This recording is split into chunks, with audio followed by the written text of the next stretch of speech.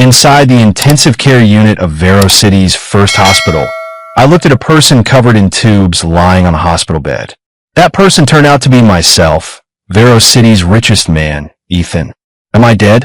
Then how can I still see everything in the real world? Just as I was puzzled, a man and a woman pushed the door open and walked in. The woman was my wife, Chloe, and the man was her first love, Dylan. The door hadn't closed yet when a young man also came in. This is my son, Lucas.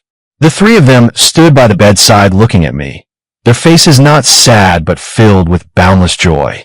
I glared at the three of them and stepped forward to demand, "Are you this happy that I'm dead?" My body felt light as air. I mustered all my strength to roar in anger, but they couldn't hear a thing. I gave up questioning. With the two realms separated, what meaning does anger have? Just as I was about to drift away, I suddenly heard their conversation. "Ethan, you should have died long ago. You blocked my fate with Dylan. Now that you're dead, it's truly good. Although it's a bit late, I'll use the fortune you spent your life acquiring to compensate Dylan," Chloe said with a face full of resentment. "Mom, he's dead. The three of us can finally be together openly and honestly," Lucas said.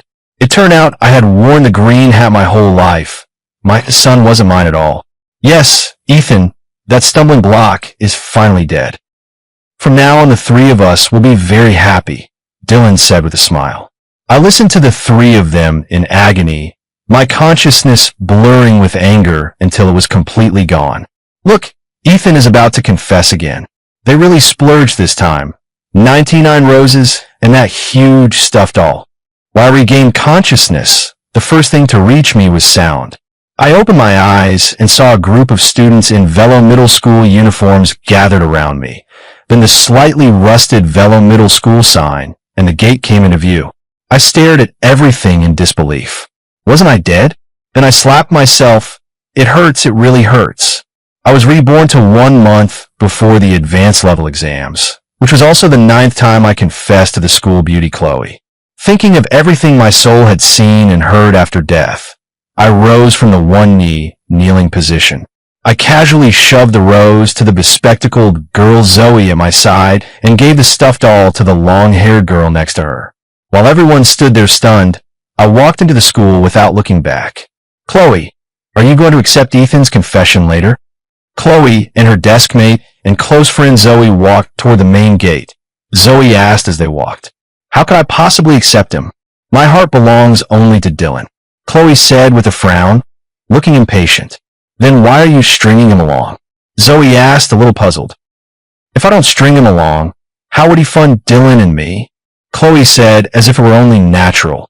"Chloe, look, isn't that Ethan? Why isn't he kneeling at the gate anymore? Why is he coming this way?" Just as the two of them were almost at the gate, Zoe saw me and looked utterly incredulous. "He doesn't even have that much patience and still wants to confess to me. Let's ignore him for now. Act like we didn't see him. Leave him hanging. Consider it punishment for disrespecting my feelings." Chloe looked at me, approaching with a face full of disdain. "Won't he get angry and stop talking to you then?" Zoe asked cautiously. "Even if he had 100 guts, when he sees me ignoring him, he'll come running back to beg for my forgiveness," Chloe said confidently, proud and contemptuous.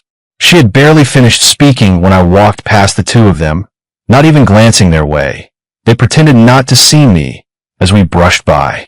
Now that I've been reborn, I certainly won't cling to Chloe anymore. There's definitely hatred, but looking back, wasn't everything in my past life caused by myself? If I hadn't tried to please her, if I hadn't been infatuated, would the tragic outcome have happened? So I do hate her, but more than that I choose to keep my distance. My heart is guarded now. In this life, I will never love easily again, and I refuse to be a bootlicker. I came into the classroom, picked up the long unopened textbook, and put it into my bag, then turned and left. The moment I stepped out of the classroom door, a delicate figure collided into my arms, both painful and limp. "Ah!" In my daze, a frightened, girlish cry sounded at my ear. Then a pair of hands pushed me away, and my arms were suddenly empty. "Are you okay, classmate?" Only then did I notice a girl with glasses and her hair tied up staring at me blankly. "Ethan, weren't you confessing?" How did you end up here? A flicker of surprise passed through her eyes. Then a rapid-fire stream of questions followed. Sophia? A person surfaced in my mind, the blurry figure gradually coming into focus, and the name slipped out before I could stop it. What? 3 years in the same class, and you don't recognize me? Sophia's clear eyes sparkled behind her black-rimmed glasses. Then she said plaintively, "Yeah, how can I not know you? You're the model student of our whole school. I should really learn from you." I remembered that in my previous life, Sophia had been admitted to an Ivy League university with the top score in the city, and I couldn't help but feel respect for the strong. At that time, I had been trying so hard to please Chloe that my studies fell apart. I couldn't get into university, went home to take over the family business, and continued to be infatuated with Chloe until the end of my last life. You're exaggerating. You haven't even answered the question I asked earlier. Sophia sounded a little embarrassed when she heard my admiration and looked at me expectantly for me to follow up. As for confessing, I won't do it anymore. I've had an awakening. She doesn't like me, let alone love me. Even if I confessed 1,000 more times, she wouldn't agree. Instead of wasting time, I might as well study properly and aim for university. I don't know why I explained so much. Perhaps I wasn't just speaking to Sophia, but to the part of myself that once behaved like a simp. Really? That's great. Sophia felt a small, inexplicable thrill. You're happy because I get rejected and people don't like me? I pretended to look displeased at her. No, I didn't mean that. I'm leaving now, Sophia explained, a little flustered, and hurried into the classroom beside me. I don't know what she grabbed, but like a gust of wind, she quickly passed by and headed out of the school. I watched the frail figure walking away, smiled wryly, shook my head, and headed toward the school gate. Just as I reached the gate, I saw 3 people, 2 women and a man, standing there, seemingly waiting for me. I ignored them and walked in the direction of home. I needed to find somewhere to grab a bite before going back. My parents live in a villa district which I find too far from school. Actually, it used to be too far from Chloe. So, I had my parents buy an apartment for me near the school. It's only a kilometer from the campus, and just 300 meters from the place where Chloe rents. Ethan, what do you mean? How could you give Chloe's flowers and the doll to someone else? You better give Chloe a reasonable explanation, or don't expect her forgiveness. Just as I was about to walk past Chloe, Zoe, and Dylan, Zoe's shrill voice suddenly came. I froze for only a second, didn't turn my head, and kept walking. Ethan, did Chloe tell you to leave? Stop. Seeing I didn't respond, Dylan quickly stepped in front of me and scolded. A good dog doesn't block the way. I sneered at Dylan with a look that treated him like swine and dogs. Ethan, who's the dog? Apologize to Dylan right now, or don't expect me to forgive you, and don't think I'll say a single word to you ever again. Chloe's hair immediately stood on end at my words. She shouted loudly, drawing strange looks from the passers-by. Apologize? Huh, you deserve that? Chloe, remember what you said today. From now on, we'll each go our own way. Don't bother me. I looked mockingly at the 3 in front of me and said softly, You? Ethan, how dare you? No matter what you give me in the future, don't expect me to pay any attention to you. Chloe, frantic, snapped. Do you have something in your ears? I already said we won't bother each other. I won't pester you, and I certainly won't give you anything. I looked at the furious Chloe and said seriously, Ethan, do you think you're playing hard to get tactic can fool Chloe? Hurry up and apologize to Chloe, and I'll make her forgive you. Dylan said disgustedly, sneaking a look at Chloe. Exactly. As long as you apologize, I'll forgive you. Chloe followed Dylan's cue, her tone softening, looking wronged. No need. Goodbye, I said, and started to leave. Seeing that I wouldn't back down and was like a different person from usual, Chloe panicked, and Dylan even more so, stepping in front of me. Ethan, don't think about leaving without apologizing. Dylan blocked me from moving. Smack! I slapped him across the face. His small frame went down to the ground, clutching his face in disbelief. Ethan! Ethan! Zoe and Chloe shouted loudly when they saw Dylan hit. Zoe even hurried ahead of Chloe to help him. Loser! I spat those 2 words, ignored the shouts behind me, and walked away. Dylan, are you okay? Don't worry, if Ethan doesn't buy you a phone to apologize, I won't let him off. Chloe came up to Dylan, checking the handprint on his face, her teeth clenched in anguish. Exactly, we can't let this simp get away with it.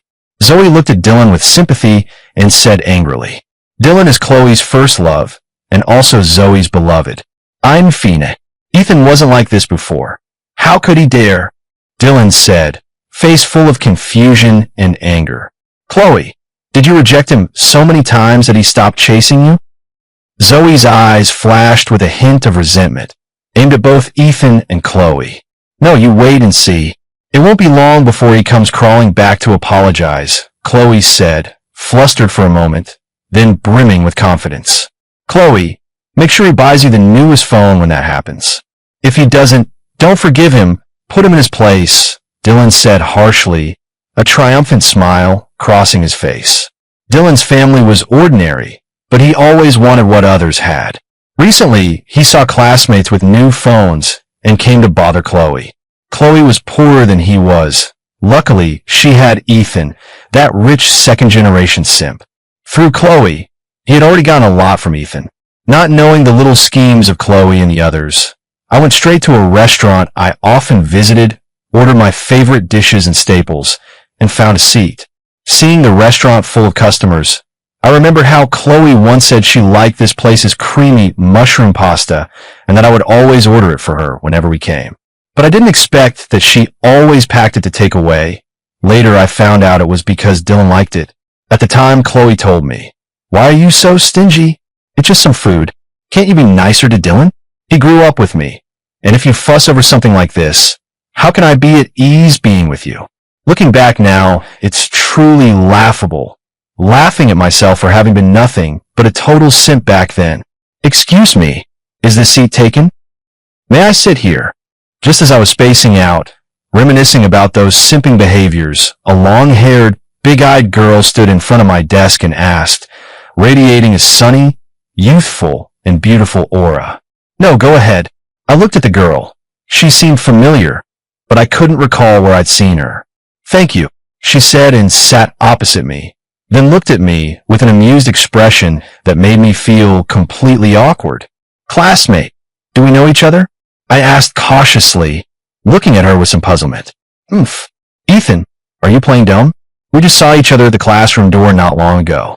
The girl looked at me as if I were stupid. Sophia? The top student. I looked at her skeptically. She did look a bit like her, so I confirmed. What top student? I'm just a little better at studying. Sophia, amused by my doubtful expression, smiled playfully. Sorry, I didn't recognize you. This meal's on me. Order whatever you want. I smiled sheepishly. You promised no backing out, Sophia said with a squinting smile. I'm not backing out. It's just that your transformation is so extreme. If our classmates saw you now, I doubt many would recognize you. I assured her, while also defending myself. After all, she used to wear black-rimmed glasses in the school uniform every day. She was delicate but hardly beautiful. Who would have thought she could become this stunning? Even if Chloe was once called the school beauty, she would fall a bit short next to the current Sophia. You're exaggerating. You only ever had eyes for the school beauty before, Sophia said, a brief shadow crossing her eyes before the sunshine returned. Campus bell? Hell, what are you eating? Hurry up. This one and this one. Sophia ordered 2 vegetable dishes, the cheapest kind. I glanced at her, took the menu, and added an order of grilled ribs and a pan-seared salmon, telling the waiter to prepare them. Ordering so much is such a waste. Sophia looked at the 2 heavy dishes I had added and said, a little ruefully, inviting you to a meal. How can we only have vegetables? You look so thin, I said with a smile, silently adding in my heart. Not all of it is thin. Although the restaurant was crowded, the chefs worked quickly, and before long the dishes we ordered were all served. Ethan, were you planning to apply for college? Sophia shifted the topic quickly, but her expression remained natural. Ivy League schools, North University, either would do, huh? I said something I didn't even believe myself and laughed. How about I tutor you? Do you want to study? Do you want to go to university? Sophia's eyes held hope, perhaps afraid of hurting my pride. After all, with my bottom-of-the-class grades, Getting into university in a month is no easy feat, let alone a prestigious one. Of course I want to go to university, but my foundation is too weak. I can't catch up. I refused with a bitter smile, afraid of wasting her time. Actually, my fundamentals had always been decent. After being reborn, the knowledge in books became incredibly unfamiliar, decades of time having faded the points of memory. As long as you're willing to study, I promise to make up for the education you've neglected. Sophia said confidently.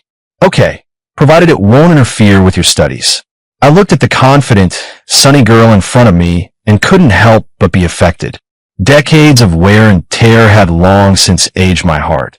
But since meeting Sophia twice, that young heart seemed to be returning and a youthful drive to struggle was slowly reviving. Then let's start tomorrow. In the classroom or at home? In the classroom.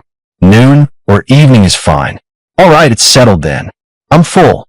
I'll be going first. Thanks for the hospitality. After confirming the makeup lesson time, Sophia stood up and said, "What would you like to eat? I'll treat you next time." Perhaps it was the consequence of age and experience. Looking at Sophia, I couldn't help but show a bit of indulgence. Not the kind reserved for a lover, but more like the care given to a younger person. "I'll treat you next time. Goodbye." I watched her youthful figure walk away, my heart full of joy. Maybe it was simply because I had saved someone who had once been a terrible student. I paid the bill and returned to my single apartment, tidied up briefly, laid out my books and study materials on the desk one by one, and began to review. Perhaps it was a perk of being reborn, or maybe the richness of life experience had sharpened my comprehension. As I looked at those concepts, I could grasp them quickly. A surge of joy rose in my chest. Ivy League, North University. Maybe they're not out of reach after all. On a whim, I kept flipping through textbook after textbook until my eyes could no longer stay open, and I fell asleep with my head on the desk. My biological clock was punctual. I woke at 6:30. My arms and neck were a bit sore, but after standing and stretching I felt much better, and I couldn't help but think, being young is wonderful. After washing up, I went out to the usual breakfast shop. After one meal, my whole body felt relaxed. I packed another portion and carried it toward the school. Chloe was sitting in her seat when she saw me come in. Her eyes immediately fell on the breakfast in my hand, wearing an expression of knowing. But I walked past her without stopping and went straight to my seat. She suddenly turned her head and grabbed my arm. "Are you sick?" I looked at her hand with disgust and pulled away. "Give me breakfast. I haven't eaten yet." "Why should I care that you haven't eaten? If you want it, go buy your own." Saying that, I walked off without looking back. Staring at my retreating figure, Chloe was stunned and couldn't help but wonder, is this an attitude of admitting fault? I handed my breakfast to my deskmate Jake, a master of the arcade, when I reached my seat. Under his panda eyes rimmed with bloodshot veins, I did something out of character. I took out a book and started studying seriously. Before long, homeroom teacher Mr. Carter came in and announced a major decision. "Class, we're now in the final stretch. To review more effectively, we're going to rearrange seats so higher performing students can help those who are falling behind. My advice to those with poor grades: if you really don't want to study, opt out of this placement. Don't hold back good students." Jake and I didn't even get a chance to give up. We were left where we were. Mr. Carter's meaning was obvious. Don't let these two poor students go ruin others. They're beyond saving. I was about to stand up and protest when Jake suddenly jumped up. "Mr. Carter, I want to improve too." I stared at him in astonishment. Since when did the arcade master want to study? "Teacher, I want to improve too." I stood up unwilling to be outdone. "Ethan, Jake, you too. The teacher thinks what you're doing now is fine. Just help each other." Mr. Carter looked at us with a pained expression and said earnestly, "Teacher, just let Ethan and me sit together." Just as Jake and I were about to argue, Sophia's voice rang out. She was still wearing black-rimmed glasses and her school uniform, a world away from the person she'd been after school yesterday. "Sophia, you're the best student in our school. The teacher wants you to keep up the good work. I've already decided to help classmate Ethan. Explaining problems to him will help me master the material more thoroughly. It's a win-win, isn't it?" "Ethan, what do you mean?" Mr. Carter, seeing Sophia's firm stance, turned to look at me, his gaze warning. I thought for a moment. My comprehension is strong now, but there's only a month left until the exam, and my review of the topics is still messy. If I have top student Sophia helping me every day, available to ask questions, a month is enough time for me to raise my grades. I want to learn from classmate Sophia. Over the next month, I will work hard to improve myself and repay my teachers, school, and those who helped me with the best results. I said firmly, Ethan, you're just a poor student. You didn't come here to study at all. Leo Martinez, a boy in class who silently liked Chloe, was the first to jump in. Ethan, are you trying to piss someone off? Why go and mess with a top student? This was Chloe's jealous rival sneering. Ethan, you don't have to do this. With your grades, you have no hope of getting into university. Don't let a fit of temper ruin Sophia's chances. Chloe said pointedly. Voices of agreement and denunciation rose one after another until Mr. Carter shouted for silence, and the classroom finally quieted. Sophia, are you still insisting? Mr. Carter made a final effort. I will improve together with Ethan. Please rest assured, teachers and classmates, and please believe in Ethan.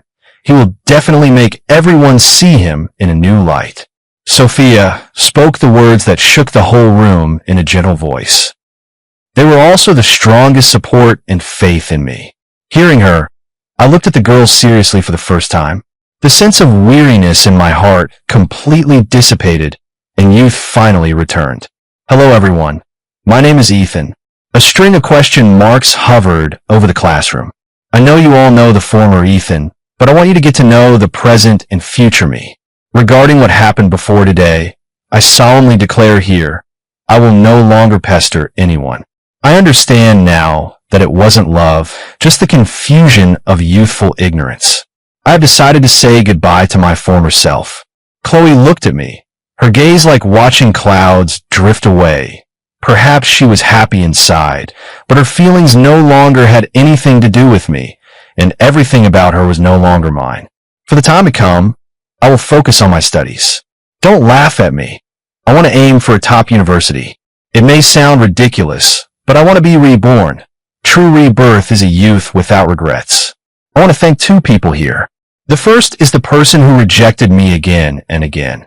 It was her refusals that finally made me see what I truly needed, which is a youth without regrets. The second person I want to thank is classmate Sophia. She gave me the possibility of a youth without regrets.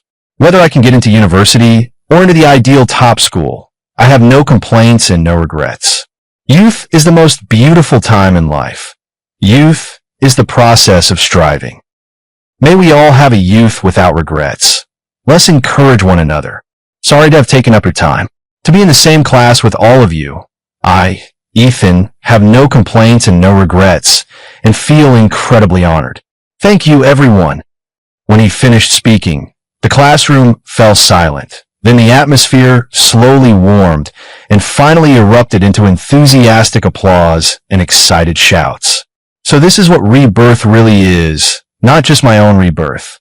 The lively mood lasted a long time, and Mr. Carter did not stop this youthful celebration. I sat down next to Sophia. Her face was as red as an apple, a shining apple. In the days that followed, everyone threw themselves wholeheartedly into their studies. There was less restlessness and more steady, youthful striving. During a break, Sophia looked at me as if seeing me anew, staring for a long moment before smiling and saying, "You've changed. No regrets in youth? From now on, I'll help you achieve a youth without regrets." After she said that, her face flushed again, and she stood up and ran out of the classroom. I watched a retreating figure and couldn't help but feel. Youth is truly wonderful. Sophia is truly a top student. Her study methods and thinking are indeed impressive, and I benefited greatly. My grades improved very quickly. There were 3 days left until the advanced level exam. The last quiz was conducted privately between Sophia and me. We graded each other's papers. Sophia's answers matched the standard answers almost exactly. After I finished grading her paper and saw the score of 723, only one thought crossed my mind. She has always been this excellent. As for my paper, Sophia graded it very quickly as well. I didn't wait for the score. Instead, I received her joyful smile and a sudden hug. She hugged me. I was about to pull away when she whispered in my ear, "Congratulations, you did it, 712 points." Hearing the score, I couldn't contain the joy inside me. Just as Sophia was about to let go, I held her tightly. She struggled but couldn't break free, and her arms wrapped around me again. I don't know how long I held her. I heard her say in my ear, "You're holding me too tight. I can barely breathe." I loosened my grip, and she stepped back out of my arms. "Sorry, I got too excited," I said, looking at Sophia, whose face was flushed. "Me too. Starting tomorrow, you probably won't need me to tutor you anymore, right? There's still 3 days left. Aren't you going to take responsibility until the end? All right then, I'll give you 2 more days and use the last day to prepare and adjust your state. How about that? Okay." Sophia felt a weight lift in her chest, and a sweet smile appeared on her face. "Ethan, what are your plans after the exam?" Sophia asked me expectantly. "Have fun. Enjoy yourself for a few days. What about you? I want to have fun too. How about we go out together?" "Sure, I'll call you then." I looked at Sophia, and my heart stirred. That was the purest, most natural flutter of youth. 3 days later, the advanced level exams officially began and lasted for 2 consecutive days. After finishing the final exam and walking out of the exam hall, I saw the figure that had been lingering in my mind for the past 2 days. "Long time no see," I said as I looked at her. "There's no long time no see. You just like to be cheeky," Sophia said happily with a smile. "I'll come find you tomorrow. Let's go to the amusement park together." "Really? Then tomorrow I'm going to go through the whole amusement park." "Okay, I'll do whatever you want. Then will you walk me back?" Sophia ignored the middle-aged couple waving at her from short distance and asked with a smile in her eyes, "Aren't those your uncle and aunt? You go to them. I'll pick you up tomorrow." She glanced at me with some disappointment. I was about to change my mind when the middle-aged couple walked over. "Hello, Uncle, Aunt," I greeted with a smile. "Hello, you must be Ethan, right? Good young man," Sophia's father, Daniel, said to me with a smile. "I'm Ethan. I've been indebted to Sophia for tutoring me recently. I was thinking of taking her out for a day tomorrow, and we were discussing where to go." "Oh, have you two come to an agreement?" Daniel asked. "Ethan, you should go home first." Sophia, seeing the gossiping gleam in her parents' eyes, felt a little embarrassed, shot me a look, and said, "Okay, Uncle and Aunt, goodbye. Goodbye, goodbye." After saying goodbye, I waved to Sophia, turned away from the exam hall entrance, and headed home. My parents had planned to pick me up, but I refused. I wanted to surprise them. I just didn't notice a couple in the corner watching me and also sizing up Sophia. The day after the exam, after I had tidied up, I left the house. Chloe, the person who had almost faded from my memory, suddenly appeared at the community gate and blocked my way. I looked at her in puzzlement, not knowing what she intended. "Ethan, are you free today? Zoe and Dylan are going out to play. Would you like to join?" Chloe, without her former pride and aloofness, asked me cautiously. "Sorry, I don't have time, and besides, we're not close." I looked at the cold-blooded woman who once ruined my family. Memories from my past life surged up. Some wounds are ultimately hard to forget. "Ethan, you've really changed. You've become someone I don't even recognize." "I haven't changed. I just woke up." Hearing her slightly aggrieved voice, my heart grew another degree colder. "Are you saying all your past efforts should just be wiped away?" "It was merely misplaced, not something you can really assess that way. What I can't understand is, what's your purpose in coming today? No one's trying to flatter you. Feeling out of place?" "No, I didn't. I rejected you before because I didn't want to be distracted at a crucial time for exams." I already said that day. No regrets. I have no regrets about having pursued you, and I have even fewer regrets about giving up pursuing you. You really don't regret it? But I do. Chloe, remember when I said, youth without regrets? There's no need to say such tedious things again. Youth is so short. I've already missed so much and don't want to keep missing out. Goodbye. After saying that, I strode away. When I arrived at the neighborhood where Sophia lived, I saw her standing there charmingly, her long hair fluttering in the wind. She didn't need a spotlight. She was the brightest light in my heart. You came, let's go. Sophia stepped forward graciously. You're very beautiful today. I stood where I was, staring at her. Always so cheeky. Hurry up and let's go. Sophia paused for a moment when she heard my praise, shot me a look, and then walked quickly out of the residential complex, her steps light. We left the complex and took a taxi to the amusement park. Although there are a few cars at home, I'm not yet 18 and don't have a driver's license. Following the principle of safety first, I firmly resist driving without a license. Ethan, I want to ride this. At the amusement park, Sophia stood in front of the carousel and refused to move. Play. We bought tickets and went in, each choosing a carousel horse. When the horse began to spin, I saw her on the horse ahead of me, as happy as a child, and I found myself laughing too. After that, we rode the little train, bumper cars, roller coaster, bungee, almost ran through the whole amusement park. I can't remember how long it had been since I felt so relaxed, so happy. When we got off the last ride, the Ferris wheel, and looked at a slightly dizzy Sophia, I took her hand. She simply looked at me once with eyes that smiled with love and let me hold her hand. Her soft little hand conveyed our shared warmth. We didn't take a taxi. Just holding hands, we walked toward her home in silence. I'm tired. I can't walk anymore. Sophia was the first to break the silence. I didn't speak, let go of her hand, and crouched down in front of her. After waiting a long time with no movement, I turned my head and saw her cheeks flushed, smiling as she stared at me. If I ask you to carry me on your back, then what are we now? Whatever you say we are, that's what we are, I said with a foolish smile. You're such a scoundrel. After Sophia said that, she paused for a few seconds, then lay back down on my back, her arms wrapped tightly around my neck. In that moment, I felt no fatigue at all, only complete sweetness. Sophia, what do you think we look like right now? You look like Zhu Beiji, huh? Zhu Beiji wasn't bad either. Zhu Beiji carried his wife home on his back. Fool. Sophia tightened the arm around my neck. So this is what being in love feels like. So this is what being in love feels like. Ethan, I'm going back to my hometown with my parents tomorrow. I probably won't be back until before university registration. At the entrance of the Sophia complex, she said this a little reluctantly. I instinctively tightened my grip on the hand I was holding. After carrying her for a while, she started insisting on getting down. So we held hands and slowly walked back to the complex entrance. Where's your hometown? I can come see you. You're going to visit me. How will you explain it to my parents? Explain what?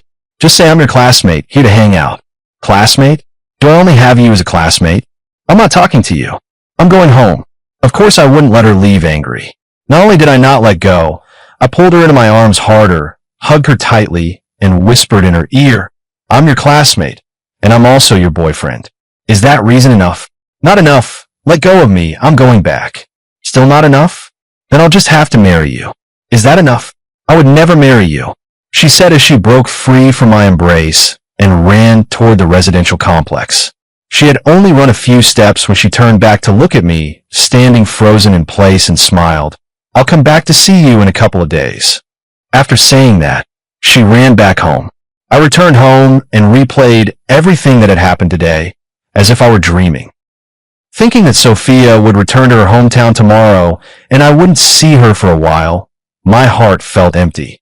While Sophia was back in her hometown, I returned to my real home. I told my parents about the exam, but Mom didn't care about my grades at all.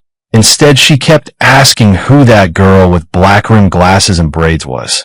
Of course, I didn't tell the truth, only saying she was an ordinary classmate. I also told my parents about Chloe. When they heard I was no longer pursuing her, they both breathed a sigh of relief, exchanged a knowing smile, and understood. I stayed home with my parents for 2 days.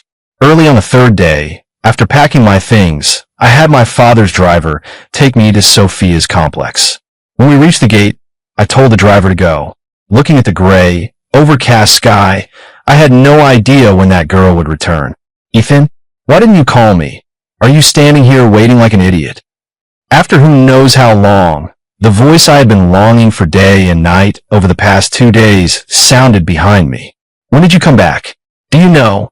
I was about to say, do you know how much I missed you when I saw a figure retreating into the neighborhood behind her and the words died on my lips.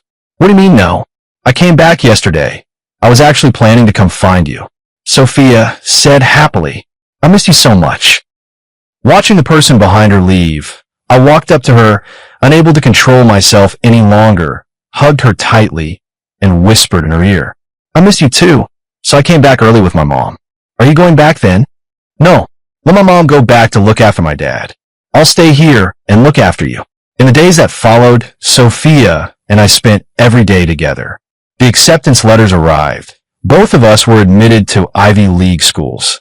From then on, we were inseparable. After graduating from college, we got married and had children. For the rest of our lives, we cherished and supported one another. In this life, I finally understood that only mutual devotion is true love.